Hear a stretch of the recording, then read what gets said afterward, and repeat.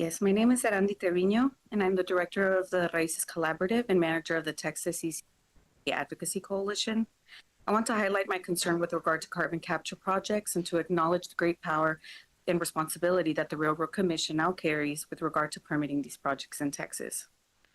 When I first started learning about carbon capture, I found out about the technology's failures, as seen in this state with Petronova and Fort Bend, and with bigger failures outside the state, with examples such as Satartia, Mississippi, where a leak of carbon brought emergency vehicles to a standstill and caused long-standing health impacts on surrounding residents.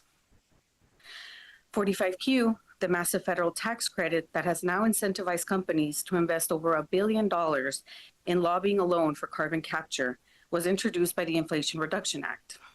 What may seem like a steep investment, some companies have seen as an easy bet, because 45Q could provide them $1 billion over a 12-year span for just one single Class 6 well. Some companies are planning multiple wells, which means another $1 billion per each additional well per each 12-year period.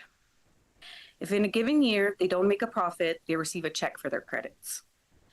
The IRA was proposed as a massively funded law that could bring climate solutions and community benefits by oil and gas operations. Through incentives such as 45Q,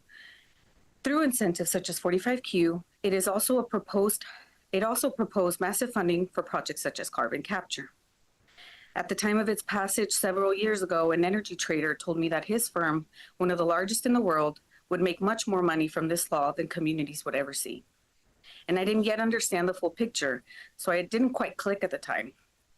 But when I started to engage with federal agencies, I began to understand that perhaps the components of the IRA that promised to provide resources for communities like mine were a type of buyout.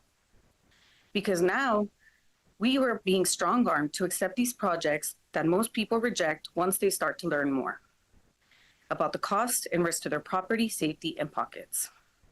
2 years ago, I, along with colleagues, began to confront the Biden administration on this issue at the federal level and were told to not be concerned, that the technology was foolproof and that it was the solution we needed for our climate crisis.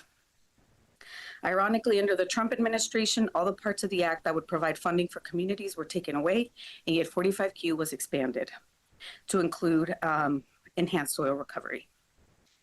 So far, at the federal level, we have seen a multi-administration effort to force carbon capture projects onto us without giving the people a say and making us fund them.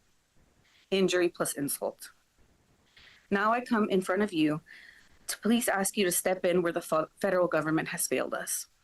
Please give communities a fair shot at rejecting these projects that do not serve us, but rather cost us. The people of Texas are relying on all of you to do the right thing.